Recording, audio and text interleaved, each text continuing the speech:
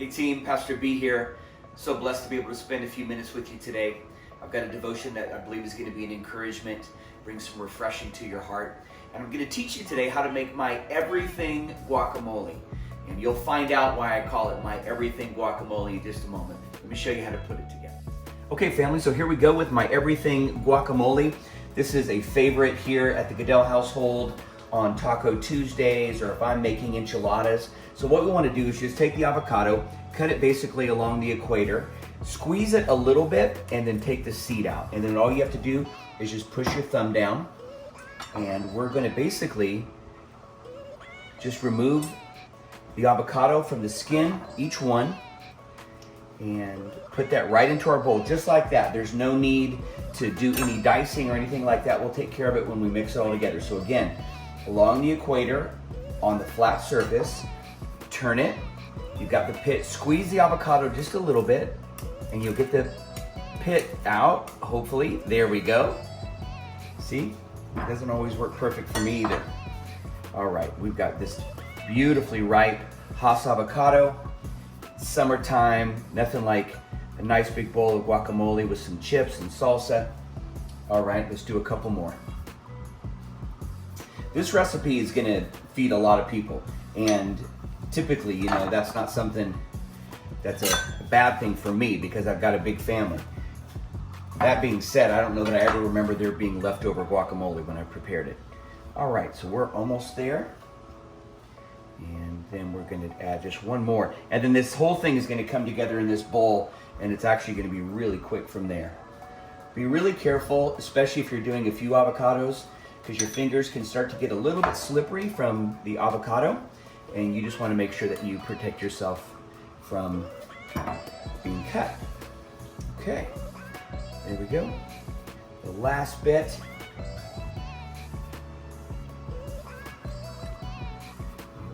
That's all of our avocado. That's awesome.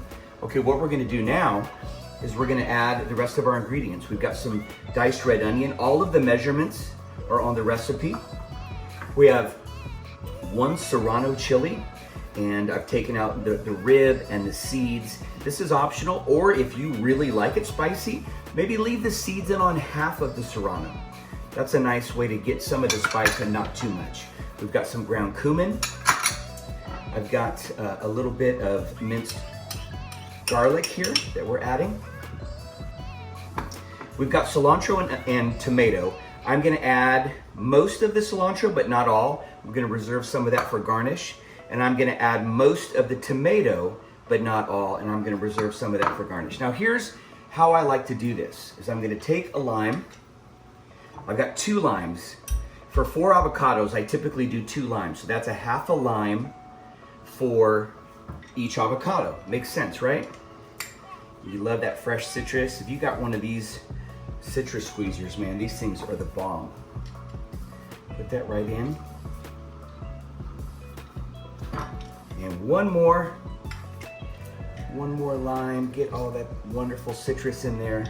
That's perfect. So here's my little hack. I like to use a potato masher. It's awesome. It works great.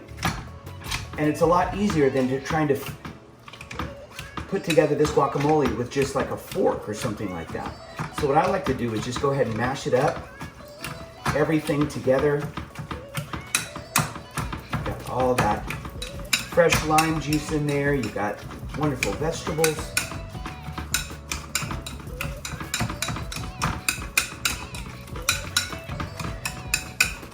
Now at this point, you can do it to whatever consistency you want. Some people like a little more of a chunky guacamole, then you'd probably leave it as it is right now. Maybe you like it a little bit smoother, then you can actually use the masher, almost like if you were whipping it or using a blender on it, just like that. I think that's about the consistency that I like.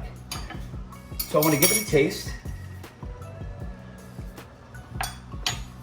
We do a few dashes of tapatio. And it definitely needs a good amount of salt. A little bit of pepper. Then we're gonna taste it one more time. Okay. Let's just mix that around.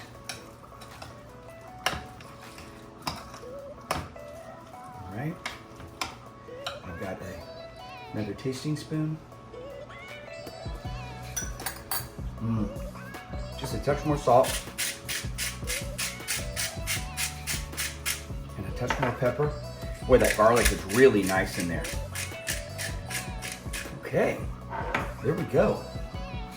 So now what we want to do to finish this is I'm going to take the bowl that I would bring it to the table in, and I'm going to use a spatula, that way I can get everything out. And I'm going to place the guacamole. See, that made a good amount, right? You could have this in advance with some chips. My kids like to put it actually on the tacos. Okay. And then to finish, I'm going to use just a little bit of this fresh tomato over the top that we reserved, and just a little bit of this fresh cilantro over the top. Right? There you go. Everything guacamole. Don't just like it, make it. Hey family, I hope that you enjoy my everything guacamole. And if there's anything that you'd like me to create, any dish that you've been dying to do and you'd love to see how I can demo that for you, just email us through our website and I'd be happy to include that in future weekly encouragement videos. Well, today I want to bring you a refreshing story. I believe the Lord wants to touch your heart in a really special way. I want to talk to you about the woman at the well. Do you know that story? John chapter 4, right? We find Jesus with his disciples and he sends them along ahead into the town to buy some food. And as they're off on that errand, Jesus sits next to a well. It's Jacob's well. It's actually the well that Jacob gifted to his son Joseph. Jesus is there. It's probably been a long, hot day and he is thirsty, but he doesn't have anything to draw the water out with. And a woman comes to him, a Samaritan woman. And Jesus sees her, and as she approaches him, he asks her for a drink, if she would help him to get a drink. Now, I know what you're probably thinking, Pastor B, this is Jesus. This is God. He could just tell the water to come out of the well and go right into his mouth. Well, that's not how it works. And I'll tell you that why it's not how it works is that Jesus is not just there for a drink. Yes, he was thirsty. But any chance that Jesus had to engage with people, to connect and build relationship and reveal himself to them, he would take advantage of that. So he asked the lady for a drink. She's a little surprised because Jesus is a man, he's a Jew, and he's a rabbi. And she's thinking to herself, what is this guy doing talking to me, asking me for a drink? That was just not PC. That was not how things were done.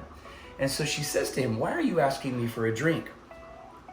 And Jesus responds in a really curious way. He says, if you knew who I was, you would be asking me for a drink. And I would give you water, not just any water, but living water. Now, can you imagine that the lady's a little confused? Like, wait a minute. You just asked me for a drink. Now you're telling me that I should know who you are and that you're going to give me a drink. But at the same time, she's intrigued. Living water. What is living water? And she asks him about that. And Jesus responds that every person who drinks from Jacob's well is going to get thirsty again. But he says, the water that I give you, you'll never thirst. Sounds good, right? And she probably thinks to herself, okay, well, tell me about this magic water. Maybe looking over her shoulder to see if anybody's listening to her. And Jesus tells her to do something that seems very interesting at this point, completely unrelated to the water. He says, go and get your husband. I think right at that moment, that lady's head probably shrunk down because she is not married. She's been married a lot and divorced a lot. And the guy that she's living with now is not her husband. And Jesus knows that already, which is why he asked her.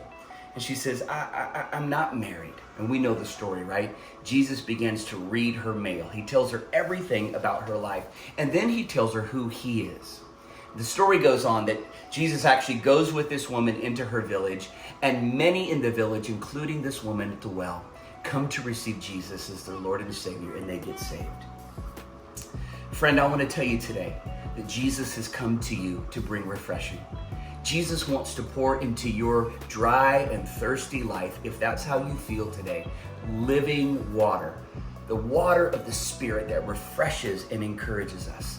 And he wants to invite you today to open your heart and drink deeply of his love and his presence. Let me ask you a quick question. Why do you think that Jesus asked the woman to go and get her husband? Well, this is what I believe. Jesus knew that she had a hole in her bucket. What do you mean a hole in her bucket, Pastor B?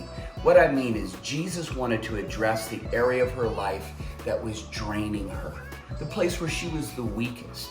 The place where she was probably struggling with her identity, her value, her worth, knowing what had taken place in all of these broken relationships. And so I call this Devo today a hole in the bucket. Here's what I want to ask you. Are you tired? Are you thirsty? Are you burdened? Are you ready to quit? Is there a hole in your bucket? Jesus wants to heal that today so that you can receive everything that he has for you. See, Jesus knew she had a hole in her soul, and Jesus went there to heal it and to bring refreshing.